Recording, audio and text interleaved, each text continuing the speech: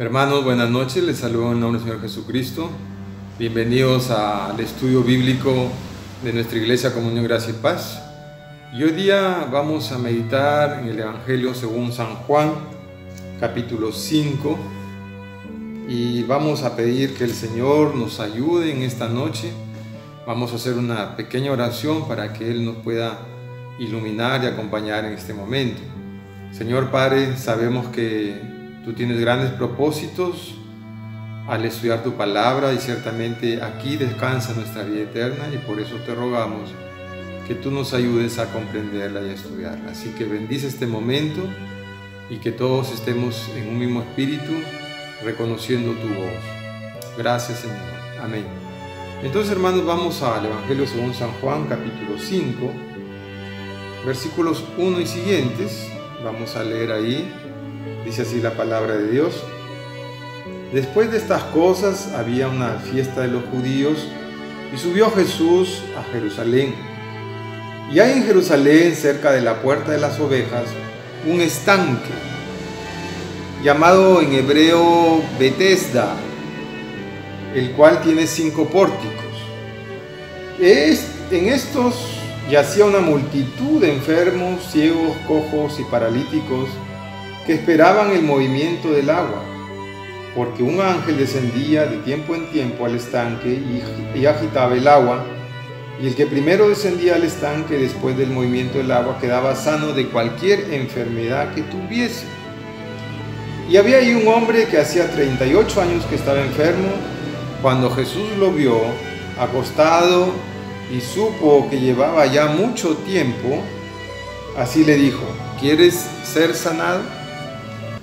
Bien, hermanos, hoy en estos tiempos tan complicados para la humanidad, aún para la iglesia, siempre nos queda esa duda y esa pregunta si Dios realmente quiere sanar a todos. Yo creo que esta noche el Señor nos va a poder responder a esas dudas que solemos tener.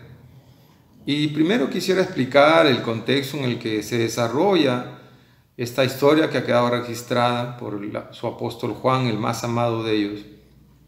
Y menciona a este estanque de agua llamado Betesda en hebreo, que significa, según Eusebio de Cesarea, significa la piscina de las ovejas o el estanque de las ovejas.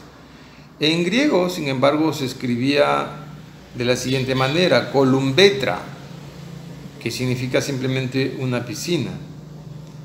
Y ahí aparece pues que hay una multitud de enfermos, multitud, por todo lo que he podido aprender las escrituras, ya son centenas, es una gran cantidad de gente. El ambiente era amplio en realidad, pero la densidad que había de gente ahí era muy alta, porque tampoco es que sea un estadio, y hablamos de centenas de personas, muchas personas, que llegaban ahí desahuciados, probablemente esperar su muerte. Y vemos que el Señor nos presenta esta historia registrada en el Nuevo Testamento para querernos enseñar algo, porque siempre ese es el propósito de la palabra, querernos mostrar algo, enseñarnos algo. He leído que muchos teólogos y aún muchos pastores, muchos evangelistas atribuyen que esto era una fábula, que el hecho de que un ángel viniese a sanar a los enfermos era una fábula que en ese tiempo se creía, pero que no era del todo real. Sin embargo, hermanos, tenemos que ser buenos observadores de la palabra. Y lo primero que observamos aquí es que Dios no critica la actitud o la creencia que pudieran tener estas personas, porque es un tema de cumplimiento de eras o dispensaciones en los planes de Dios.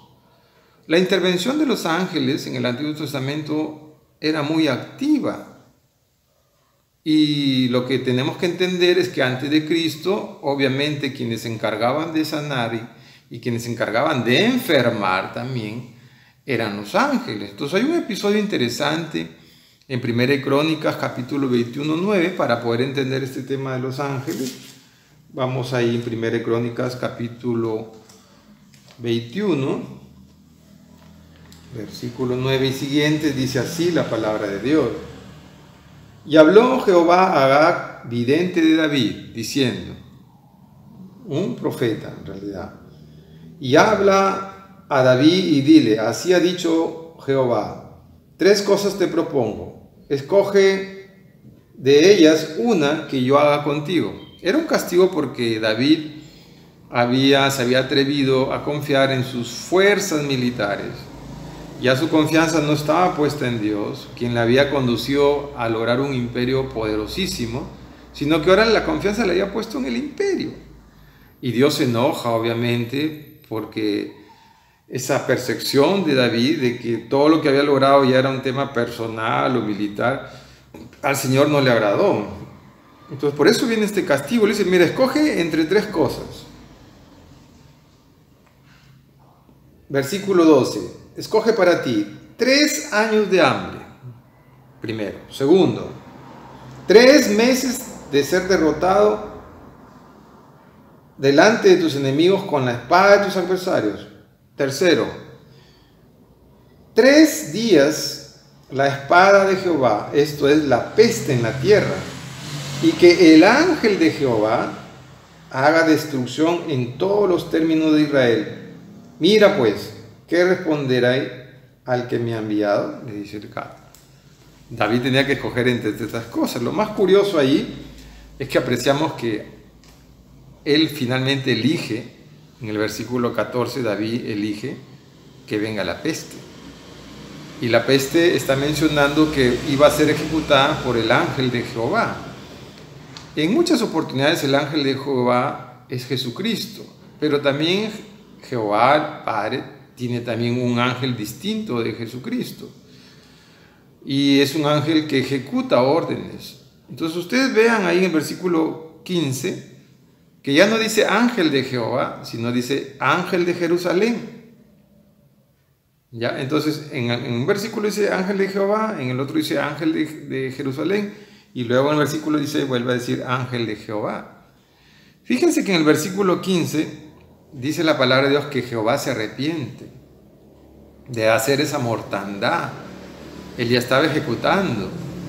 Y cuando él se arrepiente, en el versículo 16 dice la palabra de Dios que David vio al ángel de Jehová, al ángel de Jerusalén, que estaba entre el cielo y la tierra con una espada, queriendo concluir la matanza con la peste. Entonces los ángeles ejecutan órdenes, y una orden era enfermar, matar de peste. Qué curioso, ¿no? Matar de peste a gran parte de la población. Y dice que David lo vio. O sea, aquí se marca un precedente de que los ángeles pueden ser vistos, y la palabra está diciendo literalmente que David lo vio. Entonces aquí empieza ya a correr no una tradición, sino una certeza de la intervención angelical. Pero no solamente lo vio David. Ustedes vean en el versículo 20 que Onán y sus 4 hijos también lo vieron cuando el ángel venía a esa porción, a esa era, a esa parcela, para que le levantaran un altar y cesara la mortandad. Onán y sus hijos se temblaron. David dijo, dame esta porción del terreno para hacerle un altar para que la mortandad cese. Y cuando vieron al ángel, yo me imagino que temblarían. Dijo, toma lo que quieras, David, toma esto para que se haga el altar pronto. Entonces, hay aquí ya pues una experiencia en el Antiguo Testamento de que los ángeles de Jehová ejecutan órdenes. Por lo tanto, no es que sea un invento, una tradición de que los ángeles tenían actividades sanadoras o actividades de enfermar a la población. Entonces, hermanos, vemos también ángeles matando a espada. Entonces, la presencia angelical era hasta antes de Jesús para relacionarse a este tema específico de la sanidad. Obviamente, la operación angelical continúa en otras áreas, pero en el tema específico de la sanidad, sí tenían una responsabilidad directa, así que no es que sea una fábula. También dice en el libro de Éxodo, capítulo 15, versículo 26, ustedes pueden leer desde el 22 al 27 de sus casas, menciona por primera vez uno de los nombres y atributos de Jehová, que es Jehová Rafa, o Jehová es tu sanador. cuando el pueblo israelita había salido de Egipto, estaban cerca del Mar Rojo y querían tomar agua, y las aguas cercanas al Mar Rojo, aún hasta ahora, son aguas amargas, porque hay una alta calidad de minerales que hacen que el agua sea amarga y salada.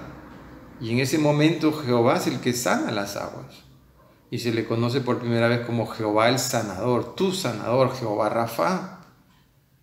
Jehová Rafa, el que sana. Y muchas veces el Señor no solamente sana a él, sino que para todas sus órdenes envía ángeles sanadores. También podemos ver en Salmo 103, versículo 3, dice ahí David que Jehová sana todas nuestras dolencias. Entonces ya hay una actividad sanadora de Dios a través de sus ángeles antes de la venida de Cristo. Y también Hebreos 1:14, ¿no dice acaso que los ángeles son espíritus ministradores para servir a sus escogidos? Ya lo dice. Entonces los ángeles obviamente tenían una actividad de sanar enfermos. Por eso ese estanque era muy conocido, porque de vez en cuando venía un ángel, movía el agua y el que primero descendía era sanado. Entonces había evidencia de que ese evento producía resultados, si no pues la gente no llegara a buscar sanidad. Entonces, en efecto, hermanos, Jesucristo nos está presentando una acción antes de lo que él iba a empezar una nueva etapa de la sanidad. Pero eso era lo que acontecía antes de él. Nosotros podemos ver en el libro de Mateo, capítulo 10, versículo 1, que el Señor le da potestad a sus discípulos de sanar a los enfermos. Le da potestad, poder. En Hechos capítulo 2, versículo 18 al 19, Pedro, tomando las profecías de Joel, dice que los hijos de Dios harían grandes señales y maravillas y prodigios en la tierra. Y más adelante en Hechos 5, versículos 15 al 16, la palabra de Dios dice que Pedro sanaba con su sombra. Entonces la sanidad ya en los tiempos de Cristo empieza a través de sus discípulos, pero ministrado por el Espíritu Santo. Y eso lo podemos ver en 1 Corintios capítulo 12, versículo 9, donde dice que el Espíritu Santo da dones, y uno de los dones es el don de sanidades, o el don de sanidad. ¿No? Don de sanidades. Cada persona tiene una especialización en sanar cierto tipo de enfermedades. Pero ¿quién lo ejecuta? El Espíritu Santo. Antes eran los ángeles, con Cristo vienen a ser sus siervos a través del Espíritu Santo. Entonces debemos tener claro, hermanos, que esa actividad angelical sí era lícita, sí era verdadera, no era una fábula. La gente ya sabía que los ángeles sanaban. La gente ya sabía que los ángeles podían también destruir. Si ellos destruían y enviaban peste, obviamente podían sanar. Entonces, ese es el contexto en el que aparece la enseñanza de Jesús. Y fíjense que él va directamente a una persona que tenía 38 años enfermo. Fíjense que Dios no sanó a todos tampoco, sanó a uno. ¿Y por qué el Señor elige a quién sanar? ¿Por qué no quiere sanar a todos? Obviamente usted, si es un buen observador, va a ver que durante todos los días de su ministerio, probablemente los 1000 días casi que tuvo el Señor en su ministerio terrenal, él cada día tenía que hacer una sanidad. No todas están registradas, pero es evidente que él todos los días sanaba. Y él salía, no planificaba él no planificaba a quién sanar. El que estaba planificando todo, a quien le tocaba sanar cada día, era el Padre, porque Él es el que determina las cosas. Y Jesús dice, yo obedezco lo que el Padre me dice, lo que Él me dice, yo lo ejecuto, yo lo hago. Ahora yo en efecto soy como el ángel de Jehová, que vengo y ejecuto sus órdenes en el tema de la sanidad. Entonces, Él salía y cada día libremente Él iba donde una persona que el Padre le había determinado que tuviera que sanar y lo sanaba. Pero no sanaba a todos. La enfermedad está puesta en el ser humano justamente para ejecutar la muerte, porque es parte de la consecuencia de nuestra ruptura con Dios, desde nuestro padre Adán. Si la muerte no hubiera ingresado a la vida natural del ser humano, pues seguiríamos siendo inmortales. Para que se ejecute el castigo de Dios, de que el hombre tiene que morir una sola vez y luego el juicio, entonces tiene que operar alguien que ejecute la muerte, y quien ejecuta la muerte es la enfermedad. ¿Sí? La enfermedad es la que ejecuta la muerte. Y el Señor determina quién muere cada día. Nosotros estamos bajo esa potestad, ese dominio, esa determinación de Dios a quien le toca partir cada día. Entonces la enfermedad va a continuar siempre. Y el cuerpo está diseñado para responder de una u otra forma para vencer esas enfermedades. Pero el día que Dios decida que nuestro cuerpo ya no se pueda defender, entonces nos tocará partir. O podrá ser una muerte repentina. Pero lo que quiero que entiendan es que Dios sí está preocupado por sanarnos, pero de repente no va a sanar a todos. ¿Podemos oponernos nosotros cuando Dios no sana a alguien? O cuando alguien pierde y nosotros decimos, bueno, este merecía morir y no se ha muerto, sigue vivo. O podríamos decir, este no merecía morir, pero murió. ¿Por qué lo hizo Dios?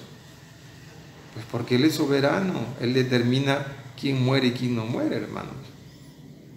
Nos parece duro, pero es parte de la realidad. Y es una realidad que nosotros tenemos que aceptar, que nuestra vida depende de la misericordia de Dios y de los tiempos que Él ha destinado para que en su momento cada uno empecemos a marchar para el juicio. Así que Jesús, de entre todos, sana a uno. ¿Por qué lo movió a sanar a ese enfermo? Probablemente el excesivo tiempo que estaba ahí, 38 años, hermanos, es toda una vida. Es toda una vida vivir enfermo. Y eso fue lo que le motivó a Jesucristo a irlo a sanar. Lo curioso es el diálogo que él tiene el Señor tiene con el enfermo. Versículo 7 le dice, Señor, le responde a su pregunta de que si quiere ser sano. Le respondió el enfermo, no tengo quien me meta en el estanque cuando se agita el agua, y entre tanto que yo voy, otro desciende antes que yo. Miren, ya sus familiares se habían aburrido de su enfermedad, porque no vemos a ningún familiar cercano que estuviera atento a que el agua se mueva y lo llevara prontamente. No había quien lo haga. Ese hombre estaba abandonado. La causa no la sabemos. Jesús no expone la causa. Jesús lo que hace es glorificar al Padre y elige por misericordia a quien sanar. Pero lo que podemos ver, la tragedia de este hombre, es que había sido abandonado. Sus familiares lo habían dejado ahí a su suerte. Lo habían dejado prácticamente para que se muera, porque hermanos, 38 años sin que esa persona sea asistida, significan dos cosas: o que no tenía ningún familiar, o que simplemente nadie lo quería. ¿Por qué? No sabemos, pero Dios tiene misericordia de las personas a quien Él quiere tener misericordia. Muchas veces nos contradecimos interiormente diciendo, pero ¿por qué esa persona tan perversa no se murió? ¿Por qué tuvo que morir esa persona tan buena? Hermanos, el Señor tiene sus formas de evaluar la vida de cada ser humano. Nosotros acá nos preocupamos por pasar más tiempo en la tierra y el Señor Jesucristo allá de repente le está diciendo, quiero encontrarme con mi hermano fulano, con mi hermano sultano, ya me lo quiero llevar. O sea, mientras nosotros nos retenemos acá, el Señor quiere más bien llevarnos porque Él conoce el corazón. O sea, eso depende de la potestad del Padre. Justamente este diálogo va a generar luego una exposición de Cristo muy buena, que es una doctrina fundamental para nosotros, acerca de la potestad que tiene el Señor para juzgar a los vivos y a los muertos. Es a raíz de este milagro de sanidad que empieza luego Él a decir acerca de la potestad, de que Él es el juez y que va a juzgar, y que Él es el Señor de la resurrección, a raíz de la sanidad de esta enfermedad de este hombre. Entonces lo que tenemos que tener claro, hermanos, es que una cosa es lo que nosotros deseamos, y otra cosa es lo que el Señor determina. Lo que tiene que quedar claro es que Él sí quiere sanar. El Señor sigue hasta la fecha sanando personas y sanará lo que también quiera sanar. No sanará todas nuestras enfermedades, no sanará a todos, eso lo determina Él, lo cierto y lo claro es que nosotros sí tenemos que orar por sanidad de nosotros y para que el Señor cumpla su voluntad. Entonces, este diálogo es, ¿quieres ser sanado? ¿Quién no quiere ser sanado? Parece una pregunta impertinente.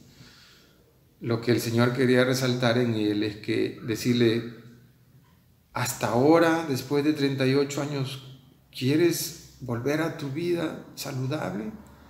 ¿O ya tomaste la determinación de vencerte y mejor quieres partir a la espera para tu juicio? Esa es la pretensión de Dios, que Él reconociera si realmente estaba acostumbrado a vivir así o si realmente quería ser sano. La respuesta no es tan obvia para algunos, porque hay gente que ya se encerró en vivir una enfermedad y no lucha. Hay gente que ya dijo, ya mejor me voy de esta vida. No es la actitud correcta. Creo que la actitud correcta es siempre la de este hombre, siempre tener esperanza de vivir sano y darnos un tiempo más de lucha personal en cuanto a la enfermedad y salir adelante. Y hay algo curioso que sí, con esto ya voy terminando, que el Señor le dice en el versículo 14. Después le halló Jesús en el templo y le dijo, mira, has sido sanado, no peques más, para que no te venga alguna cosa peor. El hombre se fue y dio aviso a los judíos que Jesús era el que le había sanado. Hermanos, el Señor cuando llama, Él no ve la condición del ser humano, es decir, no ve el origen de sus males, no ve el origen de su maldad, no ve si las circunstancias lo obligaron a vivir así, porque el Señor quiere que todos se salven. Cuando el Señor convoca a los seres humanos, Él está dispuesto a perdonarnos todo. Esa es la convocatoria. Y eso el Señor siempre lo va a hacer. Para eso no hay parámetros, para que la gente venga a Cristo, no hay parámetros. Él quiere que todos vengan. Él es capaz de perdonar toda atrocidad, toda maldad de los seres humanos, y Él puede sanarnos de cualquier pecado y cualquier enfermedad, consecuencia de nuestros pecados. Él lo puede hacer, la convocatoria es abierta, no hay prejuicios. La única condición que pide es justamente que sean pecadores, pero esa es la convocatoria. Una vez que el creyente ha conocido la misericordia de Dios y ha aceptado la convocatoria de Dios de ser perdonado, de ser sanado, de ser librado, el Señor empieza ahora una etapa de exigencia del creyente. Le dice, ya no peques.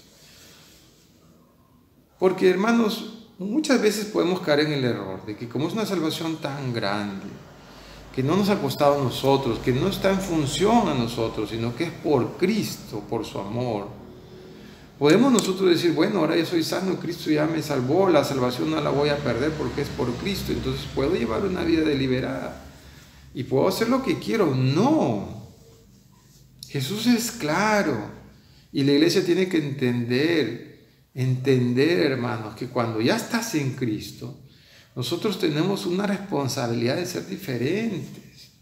El creyente ya no puede vivir en pecado, porque eso trae consecuencias en nuestras vidas.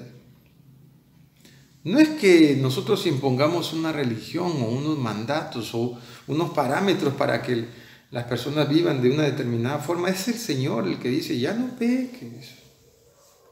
Cuando tú no conoces a Jesús y vienes a Jesús, obviamente Él no te pone condiciones. Pero una vez que estás en Cristo, Él sí pone condiciones. ¿Cuál es la condición estando en Cristo? Que ya no pequemos más, que le seamos fiel, que nos esforcemos, que luchemos por parecernos a Él. Eso otro tiempo, una etapa diferente.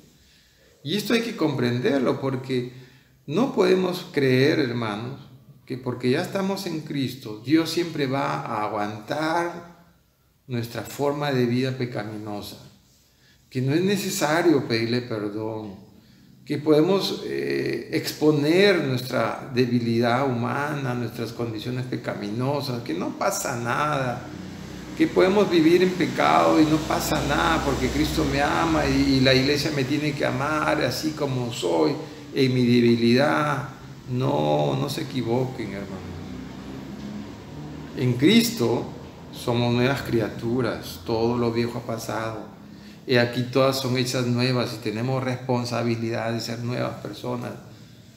No podemos vivir haciendo una defensa de nuestra debilidad, diciendo yo soy así, Dios me ama así. No, eso es una mentira diabólica. No, la convocatoria sí es para todo tipo de personas, no importa de dónde vengas, pero estando en Cristo tienes que ser diferente, hermanos, porque el Señor no solo te sana de tu cuerpo, también el Señor te sana de tu mente. Y tenemos que anhelar seguir siendo sanados por Jehová Rafa, seguir siendo ministrados ahora por el Espíritu Santo, que es el que nos sana y nos ayuda y pone en nuestro corazón la gratitud de que el Señor cada día nos da vida y aprovechar cada minuto de nuestra vida para ser como Cristo. Así que, hermanos, mediten esto, mediten esta porción de la palabra. Es tiempo de ser diferentes. Porque si usted persiste en ser como antes de conocer a Cristo, en el nombre del Señor yo le digo que recibirá castigo. Recibirá castigo, hermanos. No porque es una norma mía, no porque es una norma pastoral, no porque es una norma religiosa de la iglesia, una condicionalidad para que seas miembro de la iglesia, no. Es un mandato de Dios y ahí están las palabras textuales de Cristo. No peques más. No peques más, hermano. El Señor te ama y el Señor quiere sanarte. Confía en Él, pero tienes que ser diferente. Vamos a orar, hermanos. Señor Padre, yo te doy gracias porque tú determinas nuestros tiempos de vida y tú estás dispuesto a sanarnos. No solo de nuestro cuerpo, sino también de nuestra alma. En esta noche pedimos que nos sanes del cuerpo, del alma, y nos arrepentimos y pedimos perdón por toda maldad en nuestra vida ya como creyentes.